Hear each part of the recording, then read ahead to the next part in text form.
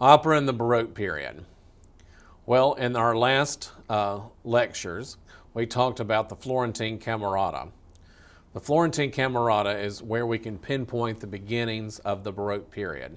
The Camerata was made up of a group of musicians, composers, singers, instrumentalists, people who were involved in the theater, actors, costume designers, set designers, writers, playwrights, poets, and they all wanted to work together to resurrect the ancient Greek culture, the ancient Greek pageant that was put on in the Colosseum. This was the beginning of opera. I mentioned to you that in the beginning that some of the first operas were biblically based. Well, that was very short-lived. Opera quickly becomes a solely secular composition.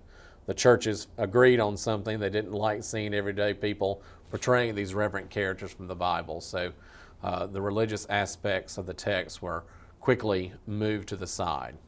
So what was chosen were Greek mythological tales and historical events from the respective countries past. You can read about the Florentine Camerata, and you can read about some of the proper names, some of the individuals that were involved in the Camerata, such as Jacopo Peri. Peri wrote or composed the very first opera. But I'm more concerned about you remembering what their professions were, how they were employed, because that tells you a lot about the spirit of the Baroque. The Baroque is about a combination of all the art forms together on one particular project or one particular stage. What was going on in the Renaissance was the use of word painting and the madrigals. Now the Camerata wanted to use word painting for a full-length play. So think about a play that you might have read in high school, a play, say, of William Shakespeare's. What they're going to do is they're going to take a look at the text, and they're going to see where music can coincide with that text as much as possible as the drama progresses. Unfortunately, Jacopo Peri and some of the other composers did not have huge success with their operas. They didn't have great longevity in terms of their performance. So they had to look outside of their group to find someone who was going to be able to come on board and help them right the ship. Well, they talked to a composer named Claudio Monteverdi, and he came on board.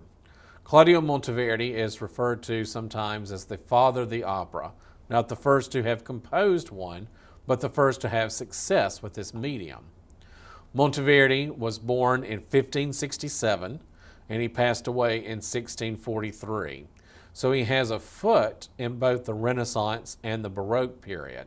So he is referred to as a transitional composer. The first compositions that Monteverdi composed were polyphonic motets for both secular and sacred purposes. Some of his secular madrigals, though, used word painting, so that the Camerata knew that Monteverdi was going to be a perfect person to champion and have him come on board and help them with their new operas. Once he started these new monody, new homophonic opera compositions, Monteverdi composed around 20 operas during his lifetime, 2 of which are still performed with a great deal of regularity today, Orfeo and the Coronation of Poppaea. So remember, take a look at your study guide, and you need to know on the column where you have all the different compositions, you need to know who composed those, and you need to know which ones are operas or oratorios. So both of these are operas by Monteverdi. One of the reasons why I mentioned the Coronation of Poppaea is that it uses a Greek chorus. I don't know if you've ever heard of a Greek chorus before, but it's not something that's just used in opera, but you can find it in musical theater, you can find it in television and movie shows today. If you've ever noticed a character break their character as they're acting and talk directly to the camera or talk directly to the audience and kind of narrate or fill in the audience about some backstory or tell us a little bit about what's going on in the mind of one of the actors or actresses in the storyline. That's what the purpose a Greek chorus serves. So a lot of time the chorus within these operas utilize the purpose of being a narrator. In the Coronation of Poppea, there's a trio that is used for this particular purpose, and it's used very well. So this is a guidebook in a way for other composers to follow. The first operas that were produced were called serious operas, or opera seria, and they were all composed in the language of music. What's the language of music? Well, it's the Italian language. Once opera became such this huge phenomenon during the Baroque period, so went the importance of Italy as the musical power. And so if you were an English composer, if you were an Austrian composer, then you had to bone up on your Italian, because you were going to be composing your opera in now the official language of music, the Italian language. The only country to not follow this were the French. If you and I were attending an opera back in the early portions of the 17th century, it would go something like this. Let's say we were dignitaries from Austria, and we were going to Germany, to Frankfurt, and a duke was going to welcome us for a weekend. Well, on that Friday night, he was going to do an elaborate 7-course meal for us. The host did not want us to be unentertained during the evening, so his court musicians would put together a serious opera for that evening's performance. And we would be able to eat, and we would be able to watch the opera. But just like if you've ever been to a musical or a play, you know that these are subdivided into acts, and then the acts are further subdivided into scenes. And so the actors are changing their costumes, sets are being changed, props are being removed. So there's breaks, there's intermission, there's stoppages along the way. Well, the host wanted us to be constantly entertained. So what happened in between the acts, in between the scenes, is that suddenly another group of musicians would come out, and they would do a short comic intra-act, it was called. Or you might think of it as a commercial. Some of you might be huge sports fans. I love college football and Major League Baseball. I'm a big fan of the Braves and the University of Georgia. But I don't follow pro football that much, but I always seem to watch the Super Bowl. I love the playoffs. And so we all tune in to watch that mammoth game. But a lot of us don't like football at all, and so some people are just watching those commercials. And so that's kind of similar to what was happening back in the day. The difference, though, was that these comic intra-acts, since they were not serious, they did not have to be in the language of music. They didn't have to be in the Italian language. So for we Austrian dignitaries hearing this Italian serious opera in Germany, these comic intra-acts now were in our own German tongue. And we caught the puns, we got the jokes, there was no language barrier, and we loved them. And so news about these little short comic operas started to filter through the society. And eventually, you've heard the slogan before, if you build it, they will come. Well, that's what happened. People started to build the opera houses for the production of serious opera, and then they knew that middle class and lower class, they would save their pennies in order to purchase tickets to go to the comic opera. So comic opera found its own legging and feet during this time period, and it started to stand on its own and become more full length like the serious opera as well. So refer to your PowerPoint here. I want you to be aware of the different names for the comic opera and some of the different locales in Western Europe. In Italy, it was called opera buffa. In France, it was called opera comique. In England, it was called the ballad opera. And in Germany, or a Germanic speaking country, it was called Singspiel. What we're going to take a look at in the classic period for our opera example will be a Singspiel by Mozart. So stay tuned. More information on that to come. Also, please take a look at your PowerPoint because I want you to see this picture. In the Baroque society, people loved opera. I do not have enough vocabulary to explain to you just how popular this was. Baroque opera was it. Everybody just absolutely adored it. And it was great for all musicians, from the composers to the castrati, to the other singers, to the instrumentalists within the orchestra. There was enough money filtering in through all of these different opera houses to take care of the salaries for all of these different people. So it was the first time where musicians really could step outside of a patron position and make a living just through performing all the time. Since money was no object, staging, costumes, props, they were incredibly elaborate. Here is a statement that should help you understand just how popular music was. In the city of Venice, Italy alone, by the end of the Baroque, there were more than 100 working opera houses. So they were basically on every street corner. There's one movie theater in my hometown of Cartersville. And think about going to that movie theater and there being 100 different screens that you could choose from. It would just be mind-blowing.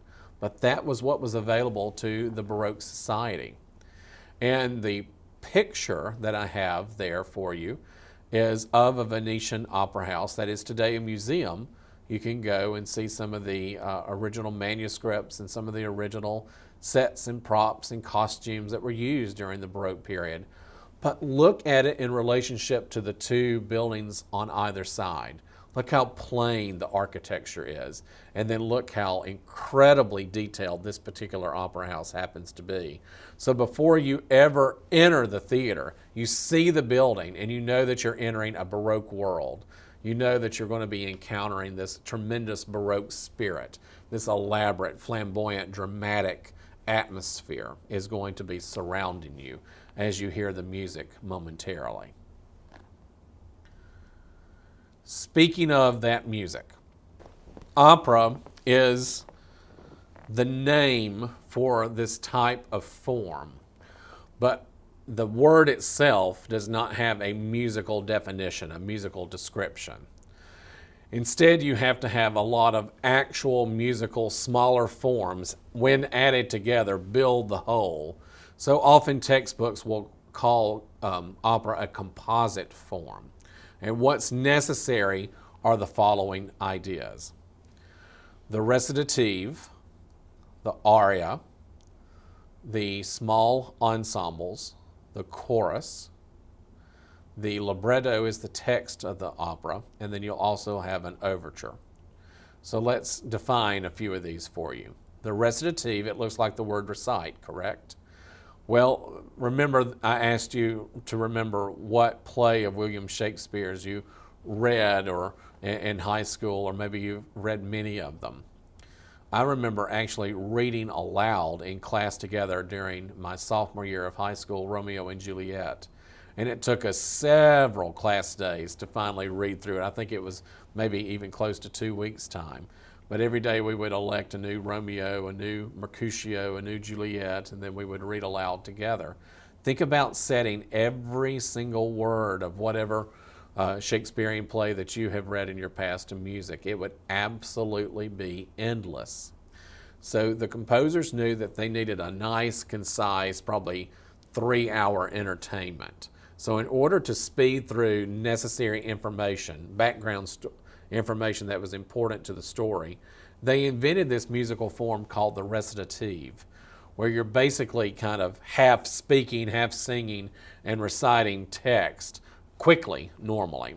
And so the recitative was invented by the Florentine Camerata, and it came in two different forms. Secco, which means dry. What's going on here is that you have very little accompaniment, probably just accompanied by the basso continuo, or maybe just even by the keyboard and another instrument or two. But the basso continuo would probably be the medium for this. And then you had the full orchestra as well, the fully accompanied recitative. So these were important to the story, but they were not climactic moments. If there was a moment that was really emotionally charged, if a heroine in the story, if she had been saying for the first two acts, I hate this man, I hate this man, I hate this man, and then at the beginning of the third act, she has the realization that, I don't hate him, but I love him after all, and that light bulb moment, she's not going to sing about it in a recitative, she's going to sing about it in an aria. Aria literally means air in the Italian language, but it's the sung moments. It's the moments where you have this release of the emotion into the music. And so it has a prettier melody, a more memorable melody to it. And so I want you to listen to an example here. Many of the arias from the Baroque period were written in ternary form, and that's ABA form. But remember, the Italians didn't ever want to hear the same thing the exact same way twice. So you would have the A section, you would have the B section, but upon the return of the A section, the singer was expected to do something different, add something interesting to the melody. And so the example that I want you to listen to, and I want you to try and find one particular performer. Her name is Renee Fleming. I want you to listen to an oratorio aria from Handel's Samson. It's called Let the Bright Seraphim.